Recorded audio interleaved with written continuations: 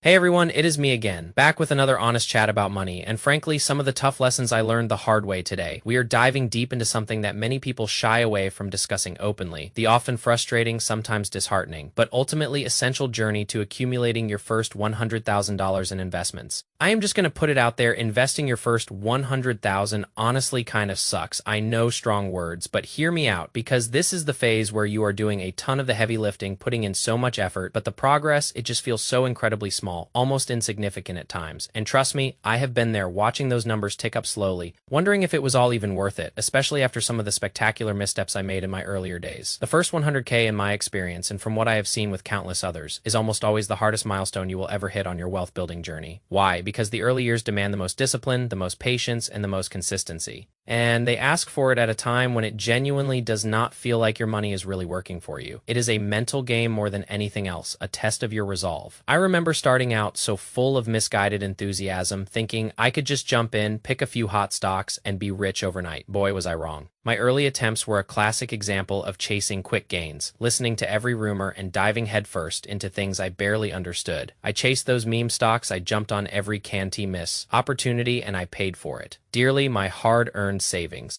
The money I had scraped together with so much effort evaporated faster than I could comprehend. It was a painful, expensive lesson in humility and the harsh realities of the market. One of my favorite ways to visualize this struggle, this almost invisible progress, is through the classic compounding interest graph. You know, the one. It shows that it can take roughly 25% of the total journey to $1 million just to reach your first $100,000. And then the remaining 75% of the wealth happens on the back end, almost like magic. Once you hit that critical mass, I will put the graph on the screen here so you could kind of visualize what I am talking about. It is a powerful illustration of why those early years feel like such a slog. For example, if you are investing, say, $10,000 per year and earning around a 7% return, it takes you roughly 8 years just to hit your first 100,000 8 years. That is a long time to feel like you are not getting anywhere. But after that, the momentum really starts to pick up, and your next milestones, they come faster than most people expect. When you look at the historical progression, you can clearly see that the early climb is the steepest part of the mountain. It is where you put in the most effort for seemingly the least reward. And that was exactly my experience, slogging through, making mistakes, learning, and slowly, painstakingly building that foundation. It was not glamorous, it was often discouraging, but it was absolutely necessary. So, in this video, I want to walk you through exactly how I approached investing my first 100,000 after I picked myself up from those early failures, and what exactly moved the needle for me. And most importantly, what I think matters most if you are currently in that early grinded out phase trying to get to your first 100,000. When you are starting from zero, or even from a deficit like I was after some of my early blunders. Almost all the progress is coming directly from your own effort. This means your savings rate, how much you consistently put away, your income growth, finding ways to earn more, your budgeting, making every dollar count, and the willingness for you to live below your means. These are doing all of the lifting for you during this initial phase. They are doing all the work, especially at a time when it should feel much easier and much more socially acceptable to start upgrading your lifestyle. You get that first decent job, maybe pay off some debt, and suddenly everyone around you seems to be buying new cars, going on fancy trips, and upgrading their apartments. It is incredibly tempting to follow suit, to finally feel like you can breathe and enjoy the fruits of your labor. But this is precisely where many people stumble. I certainly did. I saw my income increase a bit, and I immediately thought, great, now I can finally enjoy myself. And I did enjoy myself right into more debt and further away from my financial goals. It was a classic case of lifestyle inflation, and it set me back significantly. In your early years, compounding has technically begun. It is happening in the background, a tiny seed starting to sprout, but it has not yet reached a point where you can actually feel its impact, where you see those significant jumps in your portfolio. So your portfolio is not doing much work on your behalf yet, because the burden, that heavy lifting, still sits squarely on you to put real numbers to it to make it tangible. If you have $10,000 invested and the market returns 10% over the course of a year, which is a pretty good return, you are only looking at roughly $1,000 of growth. And yes, $1,000 is certainly helpful, it is progress, but it is not going to really move mountains for you.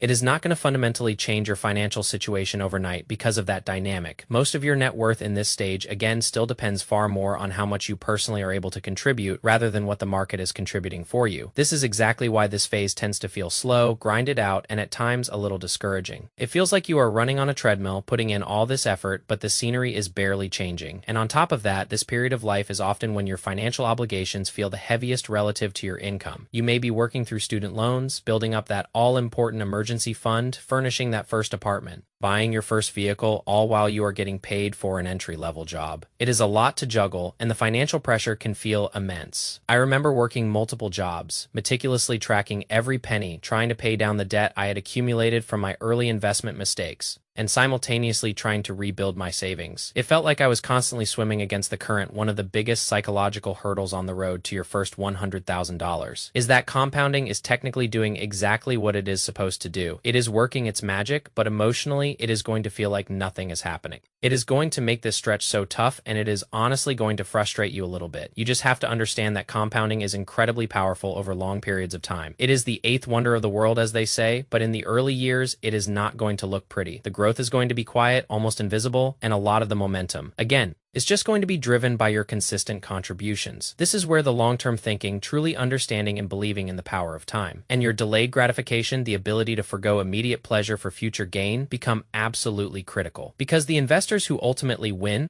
the ones who truly build lasting wealth, are the ones who can stay consistent, even when the short-term feedback is overwhelmingly underwhelming. They are the ones who can keep putting money in, month after month, year after year, even when the market is flat or worse, when it is down. And if you have been following this channel, you know I do not like get-rich-quick schemes. I have fallen for them myself, and they only lead to heartbreak and financial loss. Because while you can always chase the latest meme coin, or maybe 1 out of 100 people get lucky with some speculative bet, the path is unpredictable, and it is certainly not repeatable for everybody. It is not a sustainable way to build wealth. The real beauty of disciplined long-term investing in broad market index funds is that it gives the average person like me, and probably like you, a meaningful and realistic path to build wealth over time, which is exactly why patience in this earlier phase will pay off for you so much in your later life. It is not about being the smartest person in the room, it is about being the most patient and the most consistent. Now, once you cross into the six-figure territory, something very meaningful begins to shift in your financial momentum. This is where things start to get exciting, where you finally start to see the fruits of your labor, and where the market actually starts to feel like it is working for you. Because the market returns are going to start to play a larger role in your overall progress, and your portfolio finally begins producing gains that are noticeable, significant even, compared to what you are personally contributing every year. This is the point where the snowball that once felt like it was being pushed uphill with immense effort starts to roll back down with you, gaining size and speed. To put some simple numbers behind it to illustrate the power of this shift, when you have $100,000 invested, a 10% market return is going to be about $10,000 a year, right? That $10,000, that is often the first time many investors start to see movement that is going to feel truly significant, like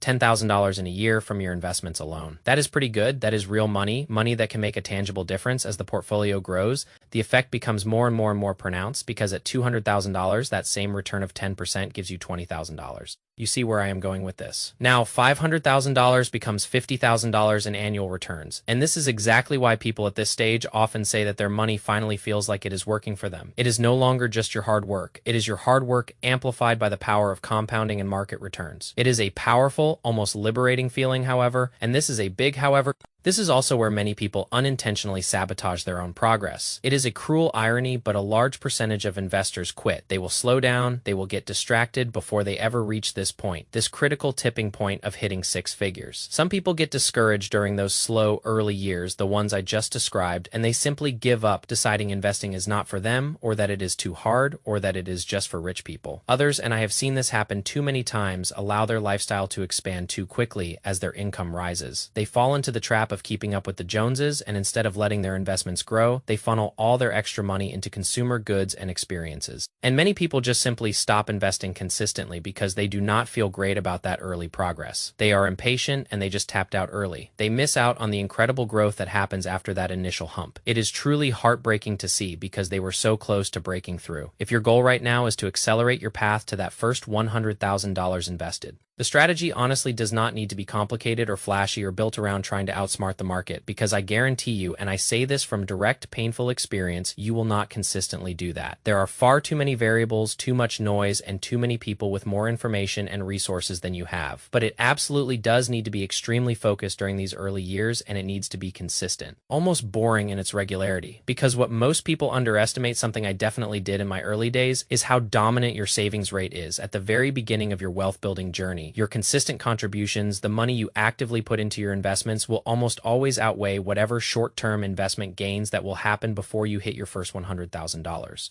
You need to figure out a way, a practical, sustainable way, how to consistently invest every month and incrementally increase your contributions whenever you can. That is what I did. After I got my act together, after realizing my early mistakes were costing me dearly, I focused on increasing my income, diligently saving a significant portion of it and investing it regularly. And I am so thankful for it now, looking back, because that consistent effort, that deliberate action, is what eventually allowed me to reach that first major milestone. The encouraging part about this phase, about this initial grind, is that you do not need to pick the perfect stock to reach your first $100,000. You do not need to be a financial genius. You do not need to have some secret strategy. What I eventually did after learning from my disastrous early attempts at stock picking is I invested in simple, broad market index funds. Specifically, I gravitated towards funds like VO South Carolina, HG, and SHD, which are three simple, basic, and widely available index funds that give you exposure to the broader market. I invested in tax-advantaged retirement accounts, like a 401k and an IRA, maximizing those benefits. And crucially, I automated my monthly contributions. This was a game changer for me. It took the emotion out of it,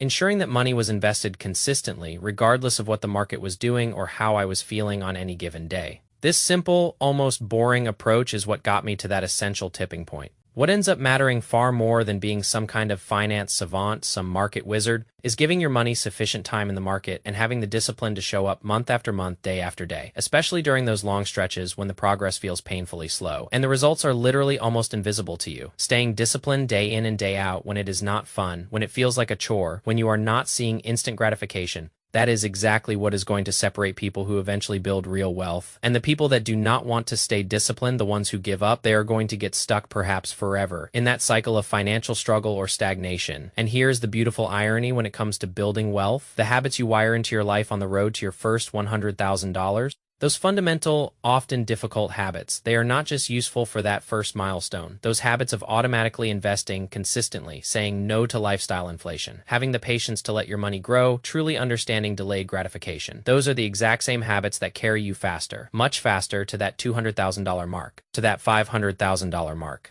and eventually that $1 million mark, and ultimately for everyone to that goal of full financial freedom. If you can master consistency while the numbers feel small, while the progress seems minuscule, the later stages of wealth building become dramatically easier for you because you have already built the unbreakable habits for success. You have trained yourself to do the right things, even when it is hard, even when it is boring. I want to keep this video short, concise, and to the point. That is all I have for this one, sharing my own struggles and what eventually worked for me. I would genuinely like to hear where you are at in your own investing journey right now. So drop a comment below and let me know whether you are just getting started, feeling that initial grind, closing in on your first major milestone, or if you are already deep into that compounding phase, watching your money finally work for you. If you are at the very beginning, I want to tell you, do not stress about feeling behind. Do not let that anxiety overwhelm you, because with enough patience, enough consistency, and a long enough time horizon, statistically, you should be able to build nice wealth. It is not a guarantee, nothing ever is, but the odds are overwhelmingly in your favor if you stick with it. Keep your eyes on the big picture, focus on that long-term vision, and keep executing the simple plan. And most importantly, let time be your best friend. It truly is the most powerful tool in your investing arsenal.